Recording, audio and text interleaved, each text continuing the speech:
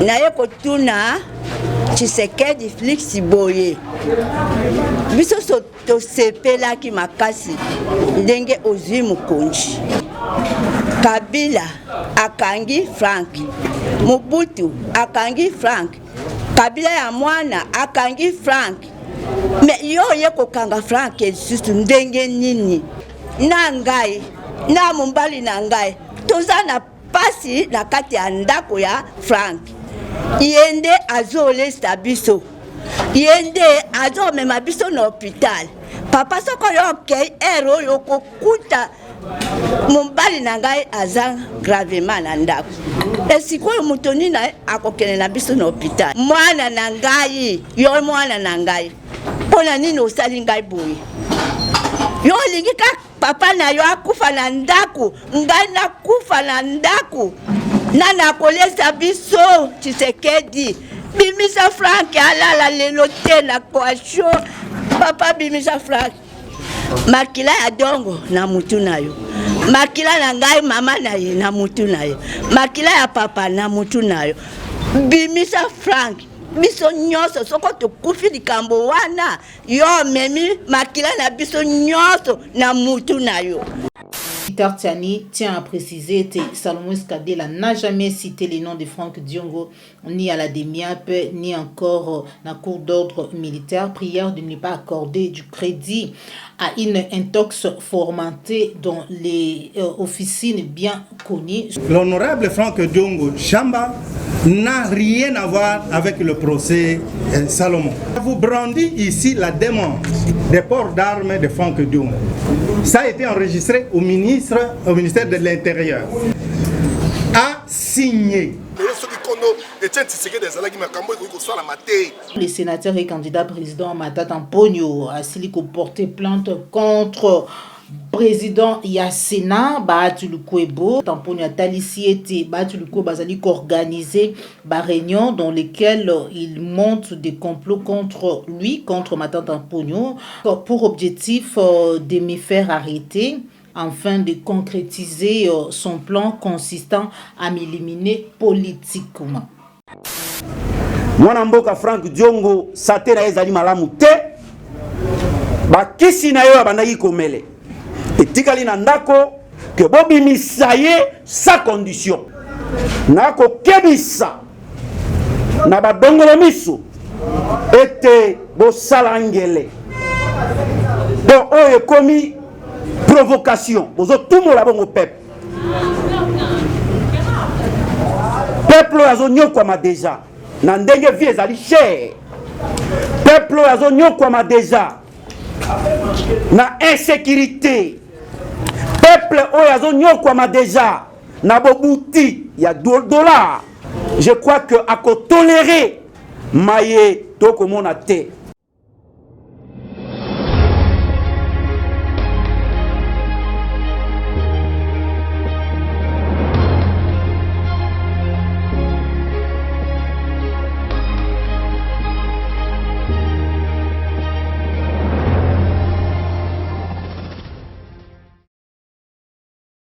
Bozali Ebele, Bandeko Balandi, à Plus Clair Télévision, la chaîne de vérité, Bandeko Balandi, émission Vérité de tout côté, Mbote Nabino Ipa Ignon, Soizwa Mibino. Merci pour la fidélité, merci la confiance au Bozali pour renouveler la carte à la chaîne de vérité. Voilà pourquoi, Mokolo Moalelo, Tozali na Esengo, Yakuta Mbulanabino Elongo, Nangambo ya MLP, Oyo, Ezali Kokama Bongo na Mwanamboka, président Frank Diongo, Oyo, Azali, Nangongo, Tozali Kosolo, la selon les informations, Tozali na Yango, Azali Bongo na DEMIAP, bazali ko reprocher na maimatali attente la sécurité de l'État, tolanda lolenge nini bayi parti politique MLP elongo na libota précisément maman il y a président Frank Diongo basili ko lancer message. On se retrouve tout à l'heure. Moi, mouviste progressiste est très heureux de vous accueillir dans cette salle pour pouvoir échanger avec l'opinion tant nationale qu'internationale sur tous les péripéties liées à l'enlèvement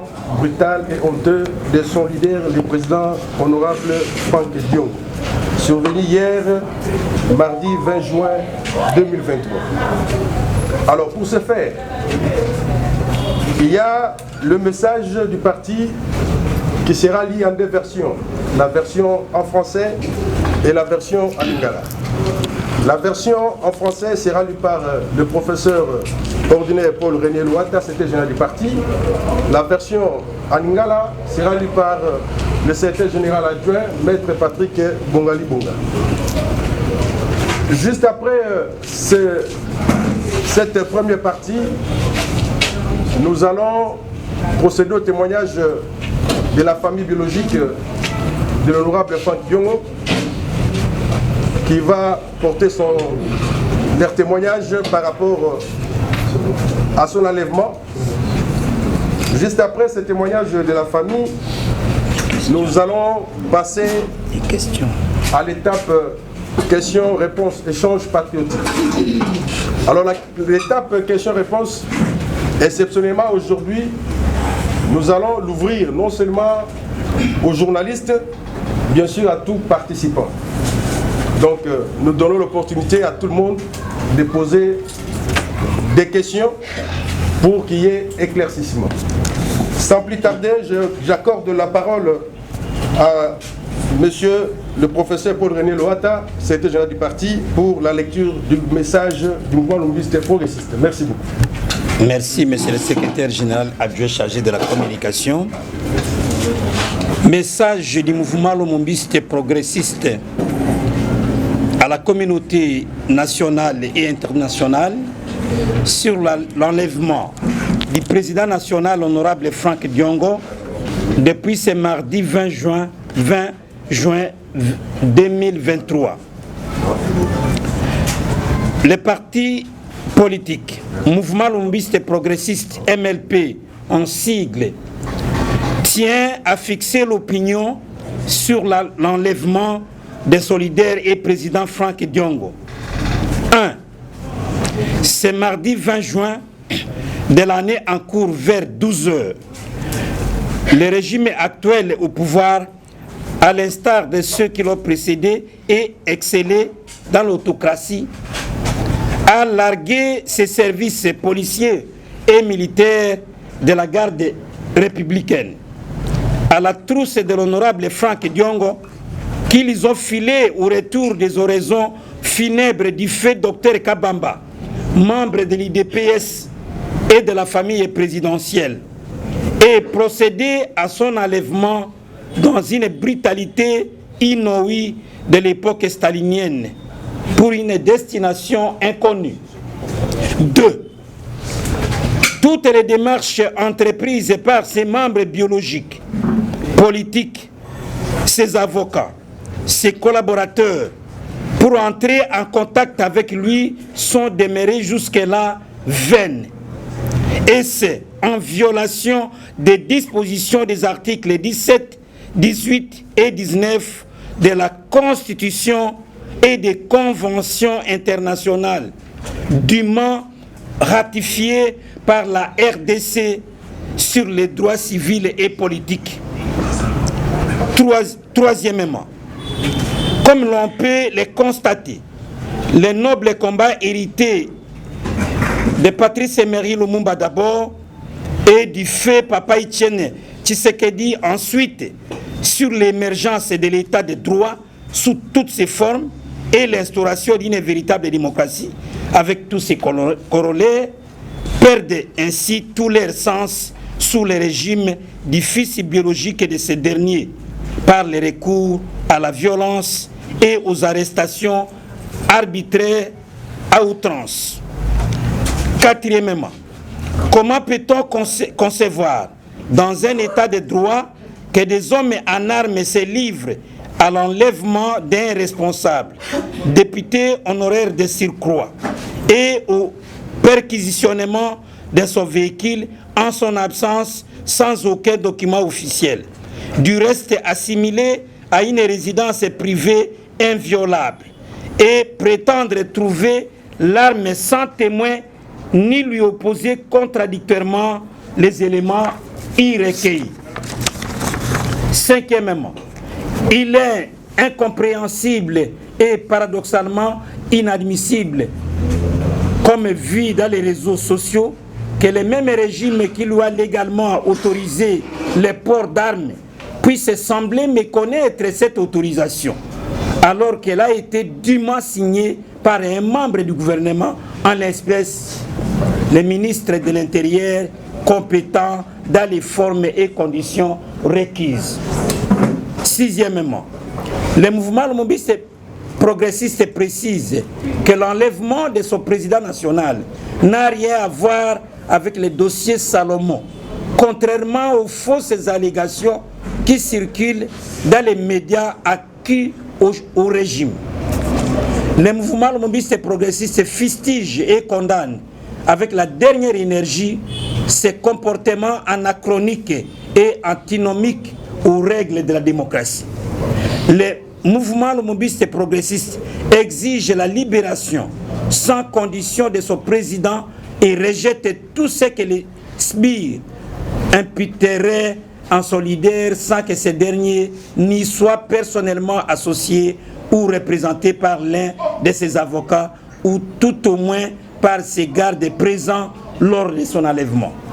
Neuvièmement, en toute urgence, le mouvement lumumbiste progressiste demande à toutes les organisations des droits de l'homme, les sociétés civiles, à la MONUSCO et aux ambassadeurs des pays étrangers accrédités en RDC de s'impliquer pour trouver les lieux où est gardé clandestinement l'honorable Franck Diongo, à ce jour privé de tout contact de la nourriture et de ses médicaments lui prescrits par son médecin traitant depuis sa dernière arrestation du régime passé. Dixièmement, le mouvement lumumbiste progressiste dénonce l'acharnement contre un opposant au régime, un candidat aux élections présidentielles prochaines de décembre 2023, et demande à la population de rester vigilante et mobilisée pour barrer la route à toute forme de dictature d'où qu'elle vienne. Onzièmement et enfin, soyez sous vos gardes.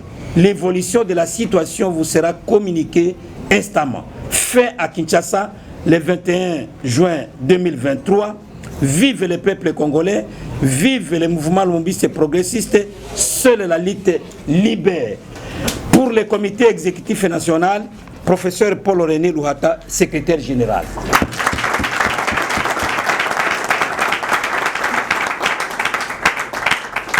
Makambo, il y a un message au secrétaire général, professeur Louhata Aoutibongo Kotanga. Message, il y a un mouvement lumumbiste progressiste MLP en cycle.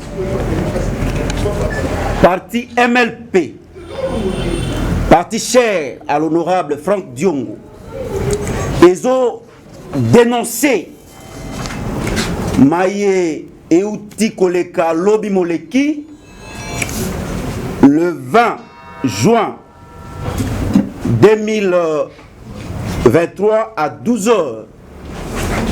Bongo Mwana Mboka, Franck Diongo, héros vivant, akendaki bongo na matanga ya Kondo Docteur Kabamba ya IDPS et na bozongi na ye kouta matanga akomi na croisement des avenues de l'avenue Willery et Kabinda.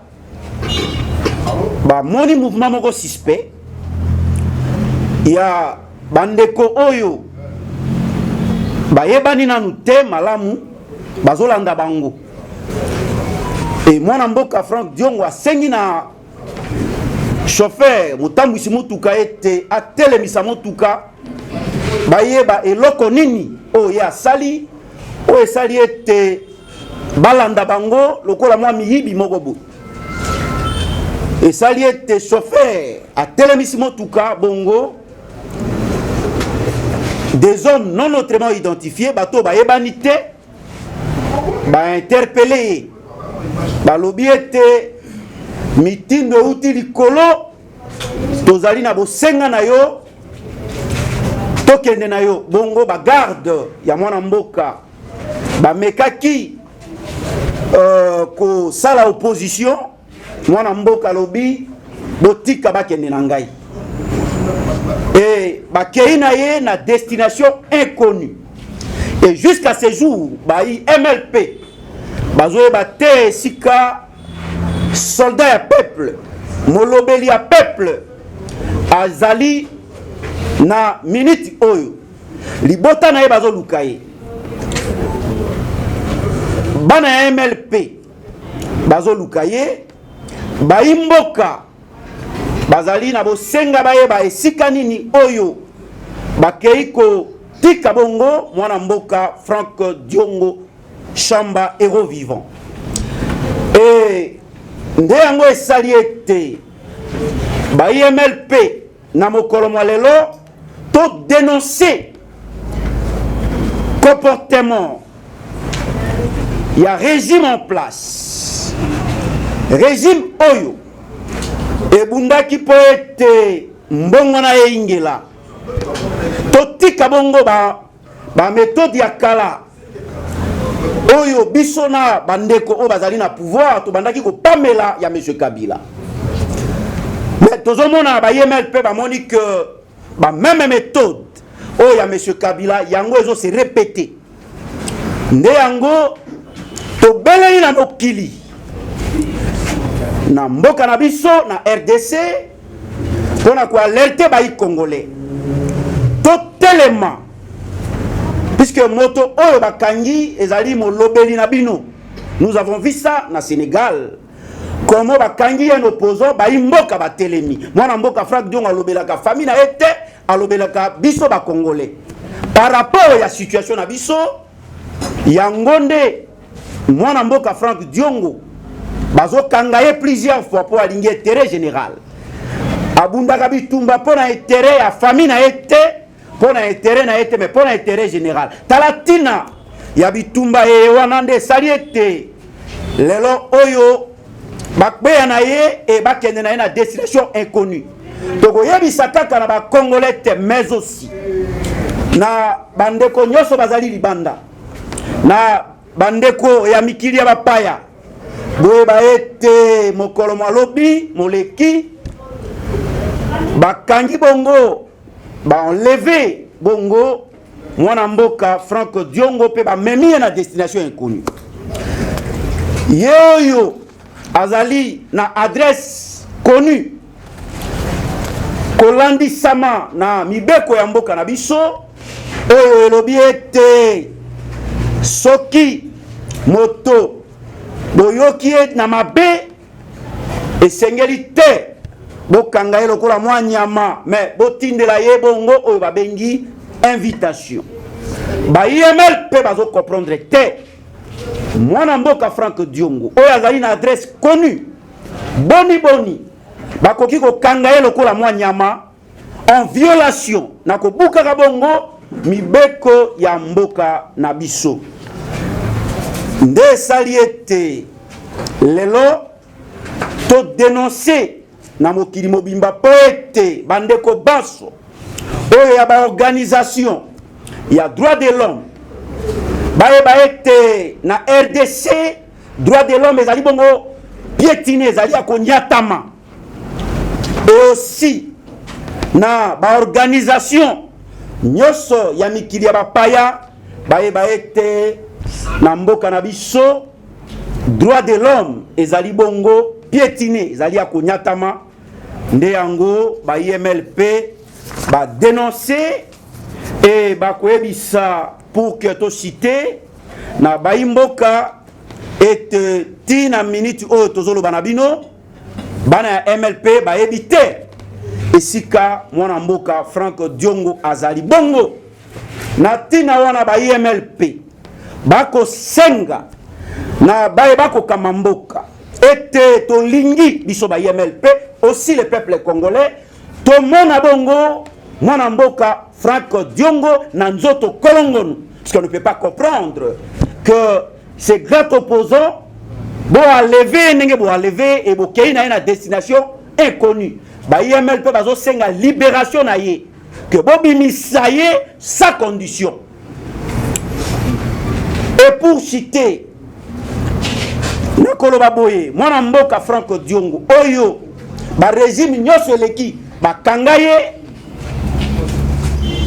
oyo ya suka awa boyebi comment azalaki maltraité, comment azala abetamaki nzoto na ezali kolongonu te. Mwana mboka Franck Diongo sate na ezali malamu te, bakisi na yo abandaki komele etikali na ndako ezo senga ete toyeba esika azali po ete topesa ye bongo bamino bakisi na ye po ete ayeba na komela puisque sate na ezali malamu te.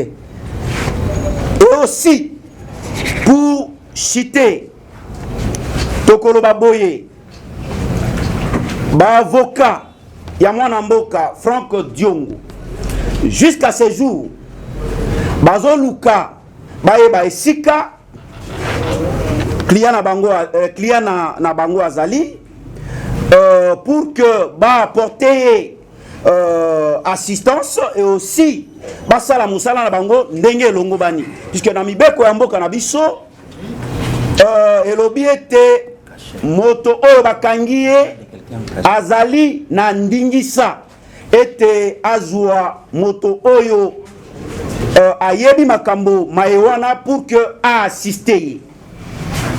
Bongo ba avocat na ye bazo senga ete pouvoir en place ayebisa esika nini oyo batie bongo mwana mboka Franck Diongo puisque na kolandisama na mayelobami balobi mitindo euti likolo toyebi te mitindo yango euti likolo epai ya nani. Aussi le MLP alingi puisque nyamu ingeli na mitu ya bato ba misusu bakoloba ete bakangi mwana mboka Franck Diongo tout simplement parce que azali dossier ya Salomo Escadela ezali na rapport na mwana mboka Franck Diongo nde yango na tina yango MLP ekoyebisa na mokili ete mayewana ezali biloba ya réseaux sociaux bongo bosala angele na maye wana te. Aussi tozo MLP ezo avertir ba presse oyo bazo déformer puisque jusque là toyebi na nosika azali te toyebi te loko ni bazo reprocher ye mais tokomona MLP zo mona biloba bikoma na ba réseaux sociaux bongo MLP ezo avertir ba presse oyo bazo déformer makambo tozo se réserver droit ya ko poursuivre ba chaîne nyonso oyo bazoloba ko déformer bongo dossier ya mwana mboka Franck Diongo Chamba héros vivant bongo pona sukisa na ko ingila na mwa politique moke pona koloba boye. Je crois que moto nyonso akoki ko koto bongo na union sacrée te bitumba oyo MLP bundi bato oyo bakufi pona kolanda komba ya mwana mboka Franck Diongo. Je crois que mwana mboka Franck Diongo aponi bongo nzela ya malamu andimi kotika Félix Tshisekedi oyo azali na misolo oyo azali na ba poste pour azonga abundela peuple bongo comme étant secrétaire général adjoint ya MLP na ko kebisa na ba dongolo miso ete bosala ngele donc oyo komi provocation bozo tumola bongo peuple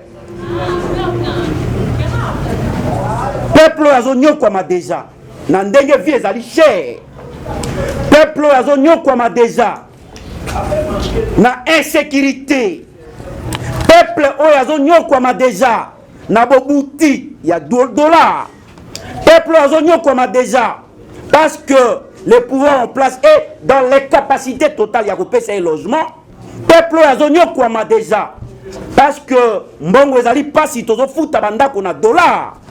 Je crois que à tolérer maye tokomona te nde toalerte bino baye badongolo miso oyo bosali ekila ye wana naye kotuna Tshisekedi Félix boye biso so tosepelaki makasi ndenge ozwi mokonzi ndenge yo ozwi mokonzi biso nyonso tosepeli mpona nini Kabila akangi Frank Mobutu akangi Frank Kabila ya mwana akangi Frank me yo ye kokanga Frank lisusu ndenge nini yo zoboya ye ndenge nini oyo akokanga ye me sikoyo na ngai na mombali na ngai toza na pasi na kati ya ndako ya Frank yende azolesa biso yende azomema biso na hôpital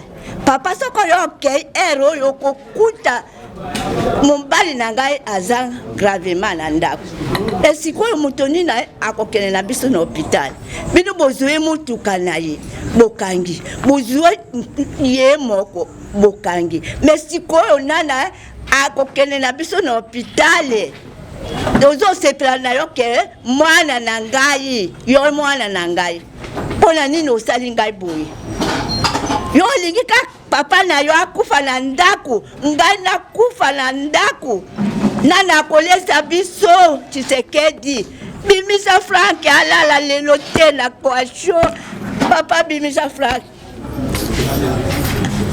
ata asali mabe limbisa ye lembisa papa aleki na yo obengaka ye kaka papa aleki mpona nini boye osali nga boye Tshisekedi nde na ye kotindela yo message naza na koyimayima makasi na kati na motema na ngai likolo ya mombali na ngai azokufa na ndako yo moko ozoyoka bato nyonso ya Kisasa bazoyeba ke papa ya Frank aza gravement moto abimaka dibanda te me sikoyo ye nde amemaka papa na ye yo okangi ye boye ozoyokela papa aleki na yo mawa te olingi biso tokufa nde nayebisi yo boye makila ya dongo na mutu na yo makila na ngai mama na ye na mutu na yo makila ya papa na mutu na yo bimisa Frank biso nyonso soko tokufi likambo wana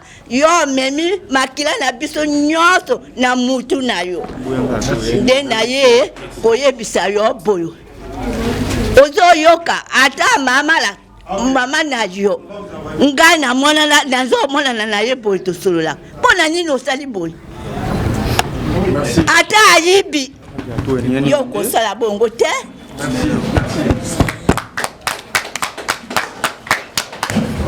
na sepeli mingi bandeko nanga vraiment ndenge boye eloko na regretter ya liboso président de la République tango onga tokutana no tokenda kotika na enrôlement makambo oyebisaka nga ke tokobongisa mboka ba arrestation ekozala te mais là na moni lelo bakangi honorable Frank Diongo esalinga pasi oyebi bandeko nanga likambo eleki ndenge nini lobi nazwi appel ya honorable Frank Diongo na 6h alobi il faut tokende kotala tokende enterrement ya docteur Kabamba alobi tala docteur Kabamba azali pionnier ya IDPS nga na yuki kotika te na kei na sombi fleur na mama emu na ye na fleur honorable abitinda mutu kota azali kuna akende ja kuna mona totindi mutu ndeko na biso chimsake kuna basololi na protocole babengi ngai tosololi na passé honorable Frank Diongo protocole wana protocole alobi makambo nyonso ezali ok président lobi ngai nakoyaka kosala déclaration politique naye osalaka témoignage ya politique mpo aza moto tobundaki mingi toye kokota nani kokota na biso bagere bacomplike biso d'abord na porte ya entrée ya cinquantenaire ntango tokomi kokita oyo biso tokitaki na sentir déjà place wana ebebi protocole adi honorable Frank Diongo aki avandisi ye biso tokei na mopanzi un moment naye kocomprendre sikoyo ke bakomi kolanda mouvement na biso naye kotala parmi bato bakangaka biso na époque ya Kabila na 2019 et na 2016 basoda na ya TD bamoura na komona bango ba quelque part ba na mouvement na biso biso ba to fandi comme tu ebaki eloko eza te moke chef de l'état ye chef de l'état ye a tourné à zongi chef de l'état ke avandi na moke lisusu chef de l'état atelemi ake kotika fleur le chef de l'état atiki fleur babengi CG Augustin Kabouya ayebi atiki fleur après babengi honorable Franck Diongo honorable Franck Diongo pa kei kotika fleur là honorable Franck Diongo kotika fleur wa déjà président kei président a tourné to bano ya président to moni presse présidentielle et y a un honorable Franck Diongo balobi faut ça la interview basali interview la interview sili honorable Franck Diongo on a dit bon président to kende na moni entourage au basalaki neso ba sa interview ba tunyo so ba di pembeni na moni ke basa ba soda basa tout autour na biso na boy koloba likambo na funguli porte honorable akoti na gauche na ngai na koti na droite biso na to fandi kiti moko chauffeur avandi liboso na garde moko liboso na 3 garde na sima to démarrer mutuka to bandi ko kende to lingi to bima na cinquantenaire to komona ke ba jeune mususu ba yaki ya TD ba ina ba moto ba su ba moto ba bandi ko landa biso to komi na virage na 24 vers triomphal na biso honorable ne to fandi bo ba ko landa biso honorable bi oui ba landa biso abi ala so landa très honorable ba landa biso to bandi ko kende tout droit triomphal to comme na siège to moi ba landa biso to virer to coach ya sosa ba ko landa biso komi na enseignement ba ko landa biso honorable Franck alobi bo tourner se mutuka na Sévigné le temps de tourner se mutuka to moi balandi su diso to kodi su sa sosa ba landa biso to su triomphal to matin ndenge to ke le kasavubu ba ko landa ka biso to tourner to zongi sans Willery to comme na Willery ba ko landa biso ngabi mokonzi to telema to tourna bango vraiment ba ko landa la biso likambu nini honorable Franck de habito continuer to kende na chaîne to comme justement suite au l'équipe rapporte à martyr na yoki na simba jipe ko wa oh na tala bona moni jipe à la police na jipe à la police on a moni même taba moura o ba ki anteni civil ba ki na ni ba kangi siko mutuka boy musu basa na gauche musu basa na libos na droite le temps de progresser to komi avant to koma kabinda na moni na musika ndenge Colonel Ngange apesi autre ba kangi nzela na moni Colonel Ngange o ya génie ya la police na moni ye alors bakangi porte babi mutu abimate ba cercle siko mutuka batu nyonso babi mutu abimate un moment babi bo fukula porte bino nyonso bo kitame honorable Franck Diongo okita tenga bi akokita te asali nini honorable Franck Diongo rapidité akiti na el azalaki population ya kabinda Willery ba moni mbala moko bazuye lisusu ba no forcer ba kotisa ye na kata mutuka ngai na tuni bango ba bisabiso eloko nini asali babi euti likolo ordre euti likolo ngabi me ba bisabiso bako kende na ye wapi l'état na koloba ba beti mbala moko chauffeur mbata ba boteli chauffeur contact l'état moko anteni akoti soda moko akoti na gauche musako akoti na gauche mususu na droite honorable Franck Diongo na milieu ba démarrer mutuka là ba démarrer mutuka ba kei ba mona mutuka là ba kei na chauffeur après 1 heure du temps to ba mona chauffeur azonga na bi yo zongi wapi honorable Franck Diongo alobi te ba memaki biso na Ipeking là to comme na Ipeking ba policier ba lobi biso to ça na biso na problème te kala mingi te ba gars républicain ba koya ko zoyer asa na problème moko euti kuna biso to na problème te minute ya kotanga ba mona ki jeep blindé ye et suis honorable Franck Diongo cotisie ga chauffeur la bi menga pena ke ba bi yo ko kende te ba bengani chauffeur yango azongaki si koyo côté honorable Franck Diongo azali ekoyeba na te position na ye to koyeba te to sengi libération na ye immédiate bitumba oyo biso to bundaki pour kila na biso tanga na kota prison honorable Franck Diongo pour un changement auto ba Kabila mabe asala biso babiloko Kabila asala biso lelo pe zongi donc to zongi na rambo de et ko ça so passe to sengi déclaration ya mwana mboka Franck Diongo ba libérer. Merci. Sur la base, c'est presque la même question. Ce que nous savons, c'est que c'est l'œuvre, cette arrestation, cet enlèvement. Je parlerai de l'enlèvement. En droit, l'arrestation n'équivaut pas à l'enlèvement. Donc il y a enlèvement. Cet enlèvement, l'hypothèse que nous pouvons émettre, c'est que ça vient de ces régimes. La preuve, c'est que l'enlèvement a été opéré par des unités républicaines. Donc il n'y a pas de doute, ça vient du régime actuel. Pour quelle raison? La première raison que je me donne, c'est le fait que l'MLP se soit retiré des relations qu'il tissait privilégiées avec le président de la République. Et pour quelle raison on s'est retiré? MLP a constaté qu'il y avait une certaine déviation dans les chefs de ces régimes qui ne géraient pas conformément aux attentes de la population. Et que nous nous sommes retirés pour revenir dans la position de l'opposition, afin que nous allions nous-mêmes un jour avoir le pouvoir et gérer conformément à la volonté de Patrice Emery Lumumba, conformément à la volonté d'Étienne Tshisekedi. Le régime n'en est pas content. Le régime n'est pas content. Cela est d'autant plus plausible qu'il y a un ralent dictatorial. Le régime veut occuper à lui seul tout l'espace politique congolais. C'est ça la dictature au sens politologique du terme. Voilà les éléments de réponse. La deuxième question, je vais passer la parole à mes collègues sur les pistolets, je ne reviendrai pas, les autres vont intervenir.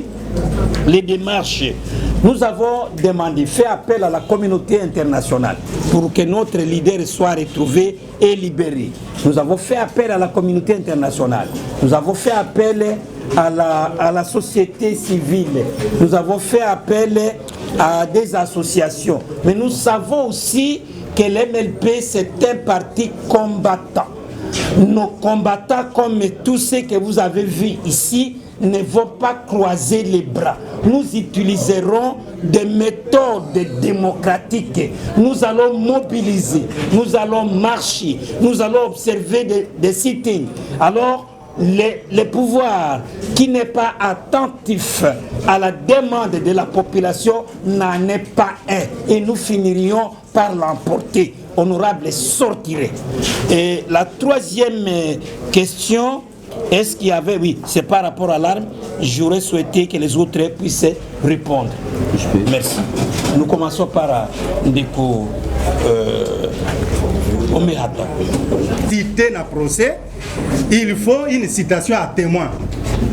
À charge ou à décharge. Batanga procédure, et ça y a kokangate, ba okanga montoute pour akende.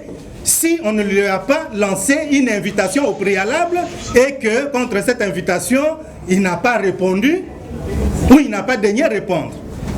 Donc, c'est un faux fuyant. Aujourd'hui, l'honorable Franck Diongo Chamba n'a rien à voir avec le procès Salomon. Yami Balé, Oyetali, autorisation de port d'armes. Ndenge ndeko auti koloba totiaki déjà na réseaux sociaux pour na copier sa vraie information puisque tout le monde que bato baza koloba non aza illégaliste aza na port d'armes sans autorisation, mais Franck Diongo c'est un légaliste. Il ne peut jamais faire quoi que ce soit sans respecter la loi. C'est un député honoraire. Ayebi loi. Ayebi que le port d'armes c'est autorisé à tout le monde. Même vous, vous pouvez prendre l'arme. Mais à condition d'en demander l'autorisation. Et c'est ce qu'il a fait. Je vous brandis ici la demande des ports d'armes de Franck Diongo. Voici l'objet. Demande de permis de port d'armes à feu type revolver. Et voilà. Ça a été enregistré au ministère de l'Intérieur. Et la demande a été rappelée par moi-même qui vous parle. C'est ça la demande, rappelée au ministre. C'est ça la demande rappelée au ministre. Que nous avions demandé l'autorisation des permis de port d'armes. Et avant que le ministre n'autorise, il faut respecter la procédure, c'est-à-dire on va payer les frais irrelatifs, on va faire le marquage de l'arme en question, c'est-à-dire l'identifier, et c'est ce que Franck Diongo a fait. Voici alors la carte de marquage de l'arme. C'est ça. C'est ça. Ça a été identifié par l'État. Et nous avions payé. Mais avant de payer, on lui a demandé non, extrait de casier judiciaire. Il a respecté toutes les conditions demandées pour qu'on puisse lui autoriser de porter l'arme à feu. Et il a versé les frais. Il a versé les frais à la DGRAD. Il a payé. Voici la note de perception. Voici la note de perception. Voici la note de taxation. Voici la note de taxation. Ça prouve que l'État a déjà encaissé l'argent.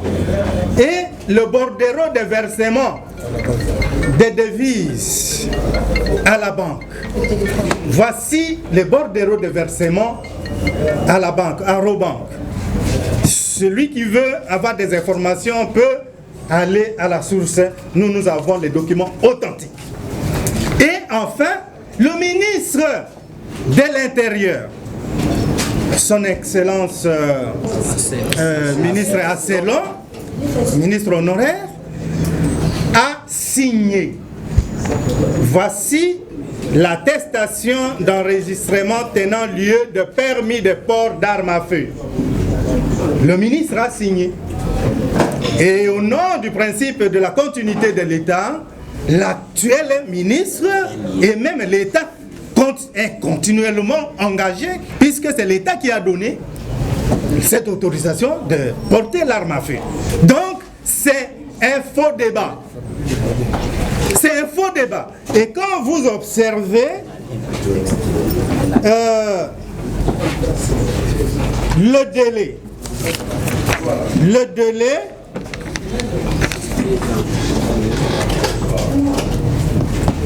pour des artistes aussi.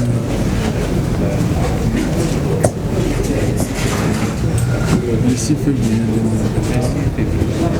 2023. Jusqu'à 2025. C'est la complicité. Peu honorable Franck Diongo a condamné l'agression, il y a RDC, il y a M23. À tel mais la M23, au monde a pas de presse à M23. Si vous avez appuyé par rapport à quoi? Donc nous sommes dans le mensonge. Tu as vu ma camone et tamboulaka. Ceux qui ont commis pour lui faire la fête, au moins il y a au moins ils commis déjà faire mandat. Et le carabolingi bateau va le baramakasike, bateau va que la moussa peuple était. Donc bako banga que élection biso to ali d'accord na okenima ponami. Biso. To ali d'accord to kenima ponami. Mais na ba système ou comité ya ba lèvement. Et qu'on ça biso mawa. Les lobo ko mona make, les lobo présent Félix Talanan Franck Diongo, yo za enfant biologie. Franck Diongo za enfant adoptif ya Etienne Tshisekedi. Est-ce que yo ko sala ba acte wana, ba soldat wana ba sali acte wana. Ba ko condamner yo parce que Kabila peut ba condamner kaka. Ba condamner mutu mususu te. Quand même il faut que son appel à parcours. Biso de l'autre souffrir. Les lobo au président Félix Bokabona na FCC. Affaire cash dans FCC qui n'importe qui pour Franck Diongo la démocratie la dictature. OK, la mot parole non dictateur. Est-ce que vous comprenez le quoi là? Bitumbo Franck Diongo pundi lelo. Nous sommes regretté rapport papa qui tengue so asaki. Ceux qui papa qui tengue so ala qui makambo ni ko sala mati. Bokani satan nengo Franck Diongo sala. Merci beaucoup maître. Oh Franck Diongo sala lelo, bokato sala ba tout kanisa ma to kota na la parole. Oh sala lelo make bo so majorité. Nende ba ko défendre bino politicien nini oh lelo ba komba proche na yo aba ko défendre bino. Mais lelo bobo sani combat nyos honorable Franck Diongo. Bobo sani ba bien fait nyos honorable Franck Diongo sali. esalinga ata moto aza na mabe mais kanisa bien fait mosusu asala bokanisa ngo lelo soki kondo Etienne Tshisekedi ezalaki makambo ekoki kosalama te po batindela ye convocation te bakosi batindela ye convocation te Frank Dion alingaka mboka mingi Frank Dion akokolobaka na barebelle par rapport à quoi ok ye nde atelemela rébellion ye alingi bango est ce que le bato bakendaka barébellion na impliqué tout le monde a Frank Dion akotaka place soki balobi bongo basala confrontation ezala en direct bamonisa ngo na TV tout le monde atondima ya Salomon balobi mais biso tomoni te toyoki te leka azalaki na union sacrée pourquoi pas balobaki yango kaka mpo balongwa union sacrée yango bakomi kokolo po oyeba makambo eza mabe na kamwe balingi balongola baopposition nyonso matata mponi olobi batindi na procureur balongola immunité parlementaire na ye donc sikoyo bino bolingi tosonga na mboka ya epoka Mobutu candidat unique non un président il faut ozala na boposant opposition nde moto efungolaka pouvoir na badéfaillance na bino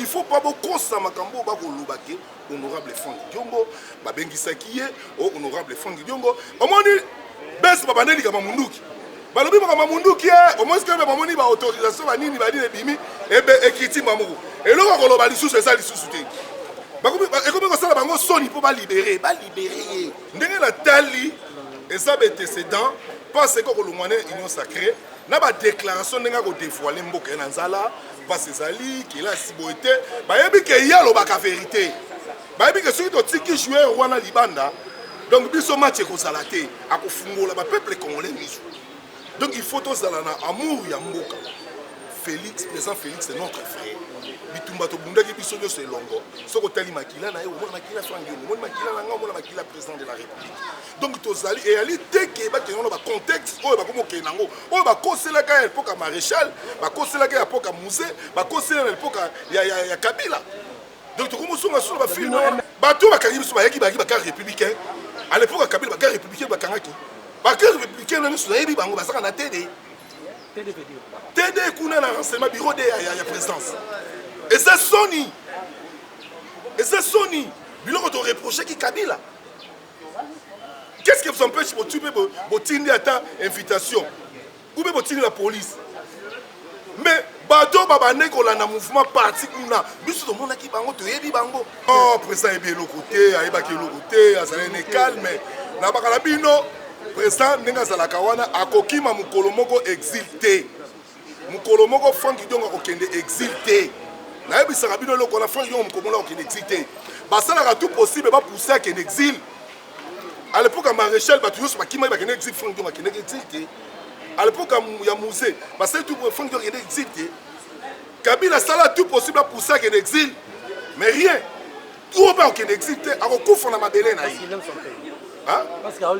alingi mboka na ye alingi changement ekota na mboka biso tutu wana besoin changement message oyo nakopesa bapeuple congolais baretenir yango totika kokosela bato makambo ya lokuta politique oyo tosalaka biso touti na ekole moko eloko eleki vérité eza te baleka basala déclaration ke no tokanisaki aza na port d'arme te mais tomoni port d'arme bolibere ye ekomi kosala nde soni bapeuple congolais bakozela honorable Frank Diongo aloba eloko na kosengela bapeuple congolais nyonso tozala ini na bomoko nde tokosunga mboka eloko loko kolobaka yango honorable Frank Diongo aza lokwa Jésus nga nazala lokola Pierre po omona baarrestation nyonso nga nazalaka bisika nyonso likambo yelaka nga nazalaka parce que naza na cœur na ye pourquoi babengaka nga fils Diongo so moni babengaka nga fils Diongo mpona nakoloba na yo makambo ya lokuta te nakoyebi biso oyo ezali sembo ntango bakolanda biso tomoni nabeta bino balandi biso a partir ya cinquantenaire tine toye na triomphal ti tobimi bo ti ndenge baloko ti bayekokanga biso na coin ya kabinda basekle mituka président afandi na gauche nga nafandi na droite bayeba bibuta akita te mutu akita te afofanda bino après na nsima bayekoloba ke non ye akita biso tokita esengaki biso tokita nga na kiti alors lenga na kiti honorable Frank Diongo pas profiter à kiti mokili emoni ye tele mokili emoni ye epesi bango soni kiti ne bazongisa ye bale bazongisi kabinda justement na Willery na pe victoire ndeko ndeko tuna obokende na ye wapi asali nga na combattant résistant soki ezalaki mouvement résurrectionnel mais bango kanga biso nyonso. Pourquoi biso nyonso 8 batiki biso 7 batiki biso bakende kaka na yemo. À l'époque Kabila baloba ki ba considérer so boyebi ba betaka ba soda, des constance soda na lekala na sala témoignage, to gagner procès. Pourquoi bakanga biso nyonso na époque Kabila biso nyonso. Mais lelo bakangi ka yemo ko batiki biso. Ce que va reprocher na l'autre côté. En plus c'est faut ba. Le bakangi ba comme na ipeki balobi ne clair. Balobi ke ba kende na chauffer babi toye kaka pona ye. Kala mingi te ba resoyer, ba yiki ko se ba kenda. Chip petit kali ba kende na chauffer. Chip petit kali ipeki. Ba yiko contrôler chip na ba 15 heures. Après ba yiko ba munduki. Boy. Lorsque ba yiko bisa autorisation mikana nyoso ebimi. Basa na kao. Si quand il basoda bon l'air parce qu'on a appelé ça fond de bien vite fond de bâtiment là 8 policiers bon on appelle ça rail mais au civil il y a présence elle est dans bon terme ma pèse matini pas général dodo donc il y a 8 policiers 4 va continuer le 4 lobby bon si comme policier wana on va tambola plus de 2 ans pourquoi ba kangara après landa bien après ya ko kabwana koto moni tela ndenge balongola ba militaire ba policier sans qu'on informer or que so batino ba sola na détachement avant ba longo faut pas informer que non tu dois récupérer ba policier na so ba policier ba kena sans on aura besoin de raïba ay ko ba après 3 jours ba kena biloko na bango nyonso sikoyo port d'armes wana nana sinyango ministre intérieur Pardon, ministre intérieur alors Gérard, et sur un bon côté, assurance nationale, son monde côté, mais quel est ce salit? Est-ce que vous reprochez nous? Balongo on est comme un M23. Est-ce que yo mo na vraiment ngo yebi na pas tout IDPS belé. Ba habiter à wana za baje. To yebi mutu wana ko sa rébellion té. Est-ce que président Mandela Zana ko sa la Félix coup d'état? Yo comme les amis logistes. Ezali eza problème mo eza la 4. Na ko yeba te mais bango mo ba yebi problème mo ba ya na 4 février bango mo ba yebi a comité moi j'ai noté oui avant marche au mona ka déclaration moi sala qui makasi bo eningi saki donc il faut ba que na mboka to kozala opposition to kozala pe na pouvoir c'est pas dit que ce qu'on dit poser la pouvoir bon maltraiter l'opposition pour le yebi te le Kabila comme opposante le kuna pe Félix a comme opposant pour mutuwa rotika la président en vie à Rosalati biso stoleka ezalaka continuité ko ya kaka donc il faut pas bakanisa bango mo bana IDPS banda fandi côté bandi bakanisa bolamo yo honorable fond de basali ba bien fait wasali pour le loba kabwana le lomage to ko maini ne to ke kan chat to zo ba INRDC makambe belé fond de basali belé apporter ba implice belé na pouvoir oyo mutali boso oyo andimi que azala animi pouvoir à président les abimi pour ceux qui sont présents firmer un gamme mon ka bimi le lobby balukeli Félix mais Franck Gadon a lobby té démocratie na dictature baba la narraté na ko kabola bango obi combien de ranking présence na mona bata PPRD na FCC les lots qui présence comment ba conflit na failli dikona makambo les présidents ba ki failli on a problème failli l'utiliser na président ba na guerre. Est-ce que vous comprenez les présidents vont défendre, vont contrer la mouka? Car le président honorable fond de Yéné Moutulelo a dit bateau ne soit qui va côté sacré. C'est quoi avoir la volonté de mon bébé Tindai. Va reconnaître le pouvoir na dit tout le monde n'a pas d'intérêt à monter. Mais ton dimanité pouvoir est au Kanga. Et Kanga président Franck et service sur ma passe. Ça va déclaration tu gagnes des miettes baboyi ba le azate toqué partout azate toqué boazate toqué boazate toqué boazate mais on continue sur le barani. C'est la lutte libère ça sacrifice pas de changement. Yango moni coup bien enfant na combat nini. La lutte continue. Neti na yebaki. Neti na yebaki. Lutte continue. Merci. Merci. Merci. Du côté à Sénat, Bandeko Balandi applique la télévision, les sénateurs et candidats président Matata Mpogno a silico porté plainte contre président Yassena Baatulukwebo Matata Mpogno a talisiété Baatulukwebo Bazali organisé ba réunion dans lesquelles il monte des complots contre lui, contre Matata Mpogno pour objectif de me faire arrêter Babouaka est en prison afin de concrétiser son plan consistant à m'éliminer politiquement. Pour les juges Kalouba, par respect à sa dignité, par respect à sa personne, il a dit qu'il ne peut pas violer la constitution. Alors que Toyokaki, Nangambo Bandekouya IDPS, Bandekouya Union Sacrée, Batalisa a été juge Wana, Asilaka Kozwa Misolo Tope Kanyaka, pour être aloba ete azali na makoki te to pe cour constitutionnel ezali juridiction to pe ezali compétente te pour na ko sambisa matata mponyo d'après baati lukwebo atalisi ete déjà buta balongola ka immunité ya matata mponyo bazongisa yango te du matata mponyo azali bongo na disposition ya l'état koki kozwaye pour na ko sambisa ye na mayo bazali ko reprocher ye déjà asili ko porter plainte contre Mokambinaye ya Sénat otobengi Bati Lukwebo. Mwana mboka Peter Tiani asili ko sala message pour na ko préciser contrairement à une folle rumeur au ezali ko se répandre sur la toile selon laquelle Salomon Eskadela atanga ki kombo ya Frank Diongo na demia petopé na cour d'ordre militaire. Peter Tiani tient à préciser que Salomon Eskadela n'a jamais cité les noms de Frank Diongo ni à la DEMIAP ni encore la cour d'ordre militaire. Prière de ne pas accorder du crédit à une intox formatée dans les officines bien connues, sources proches du dossier. Signé par Mwanamboka Peter Tiani Nanzela ya tweet naï. Voilà bande ko balandi ya Plus Clair Télévision awande toche litono na basango na biso ya poko ya lelo tokutani bongo mbala sima soki nkola ba télévision osepela ki na émission like mbala liboso na biso ko bosana te ko s'abonner na kati ya Plus Clair Télévision la chaîne de vérité. Merci na Joël Gonago, merci na Popola Yombe pe na Cordo pe Mafiko. Au revoir.